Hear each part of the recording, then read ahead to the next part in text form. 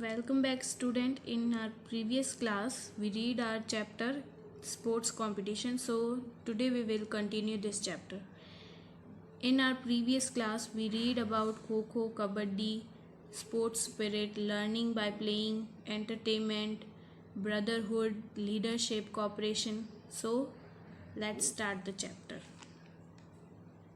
The injured player also said, घायल खिलाड़ी ने यह फिर भी बोला, we play together with teacher, clean the room, cook food, fetch water, serve food, organize all the things etc.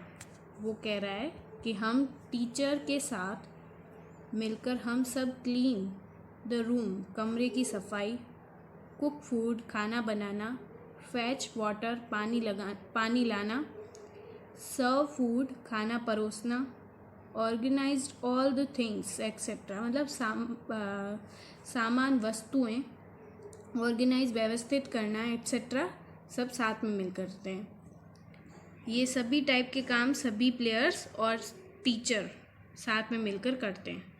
Without any sense of discrimination. Discrimination means होता है भेदभाव, मतलब वो ब्रदरहुड की बात कर रहे हैं, भाईचारे की बात कर रहे हैं कि वो यहाँ कोई भी प्रकार का भेदभाव नहीं करते. तो हम बिना भेदभाव किए काम करना चाहिए, रहना चाहिए. Okay, so next topic is discuss. Before going to sports competition, what all things will you carry with you?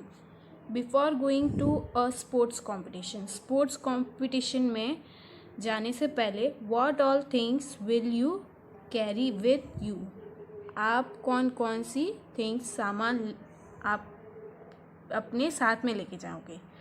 First है those which will be only of your use, जो केवल आपके यूज़ में आए.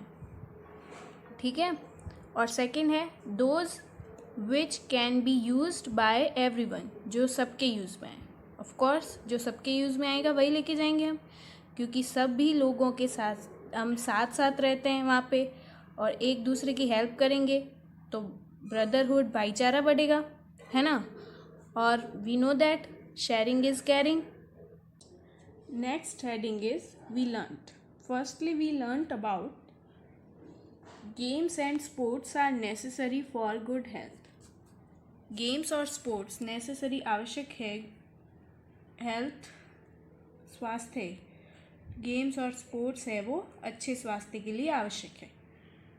मतलब अगर आप खेलोगे कूदोगे तो आपको आपकी स्टेमिना बढ़ेगी, कैपेसिटी बढ़ेगी, है ना, और आप स्ट्रांग हो जाओगे और आपकी बोन्स भी स्ट्रांग हो जाएगी. सेकेंड है every game has its own rules. हर गेम के अपने अलग अलग नियम होते हैं. हर टाइप के गेम के डिफरेंट रूल होते हैं, है ना. Preparations are required for organising games and sports. Preparations तैयारी, ऑर्गेनाइजिंग आयोजन. खेल के ऑर्गेनाइजिंग आयोजन के लिए पूरी तैयारी जरूरी है. For this planning in required to be done. इस रिक्वायर्ड मतलब जरूरी और प्लानिंग मतलब योजना. इसके लिए योजना, प्लानिंग बनानी जरूरी है ना. गेम के पहले पूरी तैयारी करनी पड़ती है और उसकी पूरी प्लानिंग करनी पड़ती है, तभी अच्छे से गेम हो पाते हैं. बिना प्लानिंग के कुछ नहीं हो पाता.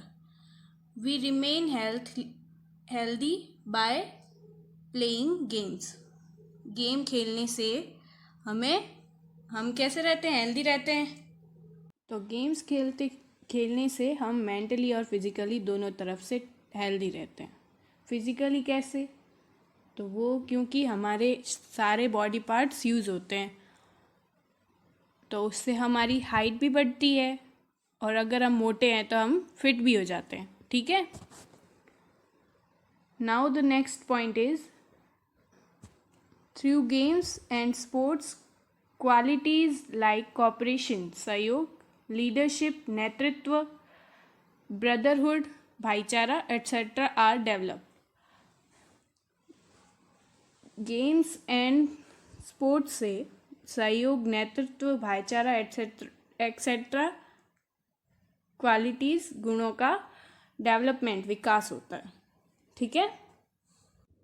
हम लीडरशिप करते हैं. अगर हम कोई गेम के कैप्टन हैं तो हम उस गेम में सारे प्लेयर्स को लीड करेंगे, है ना, सबको मैनेज करेंगे. ओके.